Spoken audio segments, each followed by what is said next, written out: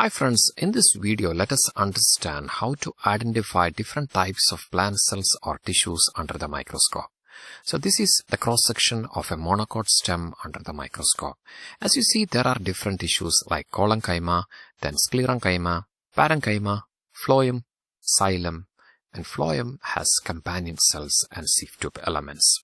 Once we have stained and placed under the microscope, how to identify these different types of cells?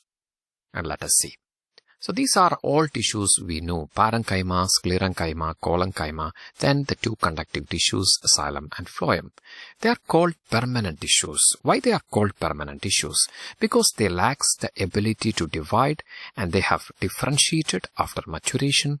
They have different roles like protection, conduction, storage, etc. Permanent tissues are classified into two. The first one is the simple permanent tissue that is composed of only one cell type like Parenchyma, Collenchyma and Sclerenchyma. The second one is the complex permanent tissue that is composed of many cell types.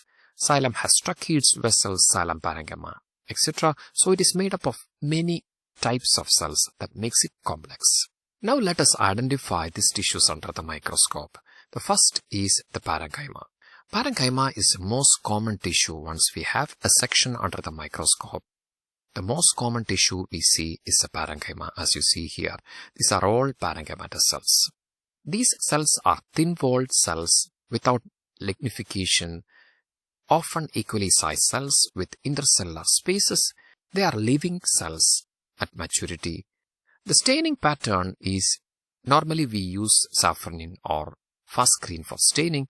As these are thin-walled cells, these cells stain lightly with safranin or fast screen. It has a clear appearance, often polygonal cells with distinct but thin boundaries, as you see here. Primary function is storage.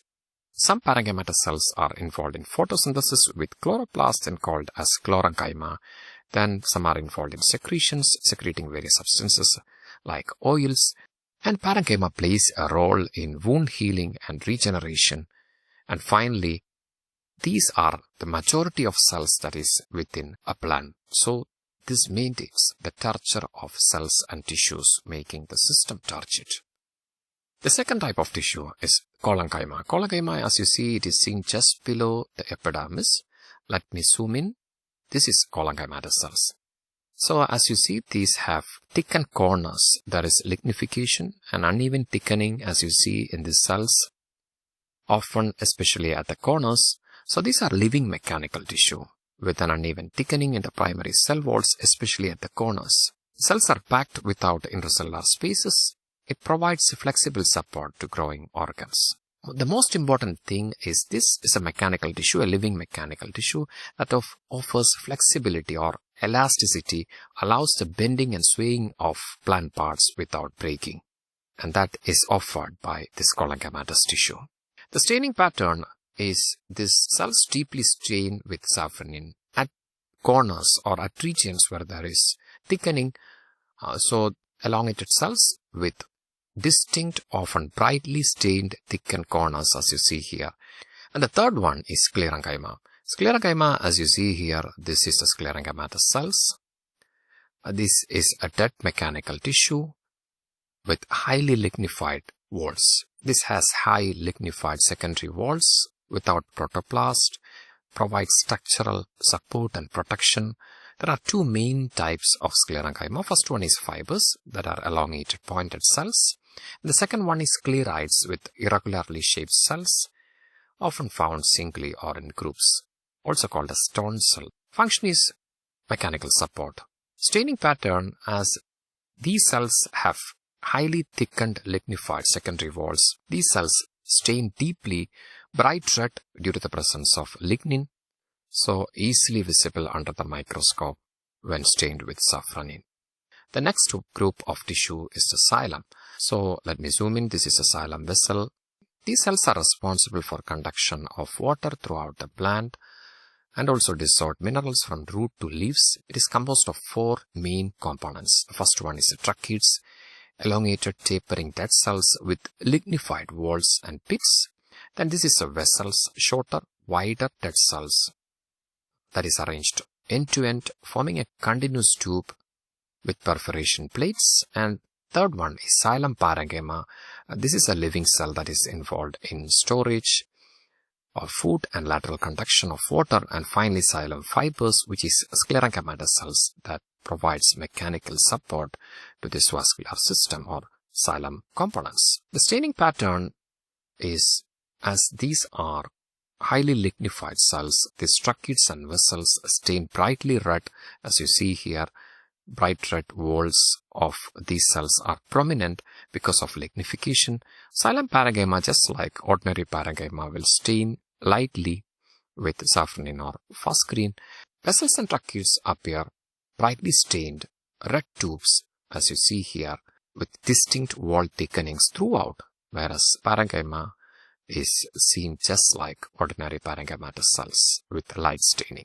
Functions include water conduction, primarily by tracheids and vessels, then mineral transport, and also provide mechanical support by means of xylem fibers. And the final tissue is the phloem. As you see, this is a phloem, and this is a vascular bundle. So let me zoom in. As you see, this is the phloem, and this is a sieve tube element with a wide lumen or wide cavity, and the smaller cell is a companion cell. The sieve tube element is without nucleus, and companion cell has nucleus, and this companion cells regulates the activity or flow of sieve tube elements. So this is the diagrammatic image. As you see, there is a sieve plate, and this is a sieve tube, and close to the sieve tube there is a cell which is companion cell that is nucleated, whereas sieve tube is without nucleus, and there are phloem parenchyma also. And these are the function. The primary function is food translocation, that is from the site of synthesis, which is the source or leaves, to the site of storage, which is called as a sink. Composed of four main elements: sieve tubes, it is living elongated cells that lack nucleus at maturity. Then companion cells, living with nucleus that controls the activity of sieve tube. Then there is phloem parenchyma, living cells involved in storage and lateral conduction, and also phloem fibers, which is also called as bast fibers, that are sclerenchymatous cells providing mechanical support. The function is food translocation. Then there is storage by phloem parenchyma, and also support, mechanical support provided by phloem fibers or sclerenchymatous cells present in the phloem. Staining pattern: lighter shade of safranin fast green compared to xylem. As you see here, these are thin-walled cells. Phloem fibers, as they are sclerenchymatous cells, will stain brightly with safranin due to lignin.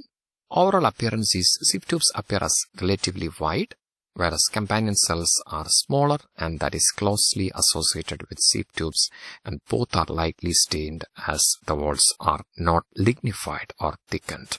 So let me summarize. So these are the tissues we identified under the microscope. The first one is the Collenchyma, that is present just below the epidermis.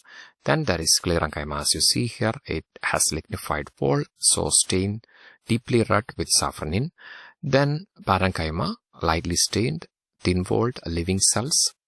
This is followed by vascular bundle. As you see, this is a phloem. And then xylem. Xylem vessels and tracheids are lignified, therefore stained deeply with safranin red color. Whereas phloem, sieve tube and companion cells are thin-walled, so stained lightly. So this is a companion cell, and this is a sieve tube element which has a large lumen or cavity. Close to the sieve tube element there is a small cell with nucleus that regulates the activity of this sieve tube element, is the companion cell. Hope you can identify the plant tissues under the microscope. Take care, stay blessed. Thank you so much. You are with biologyexamsforyou.com.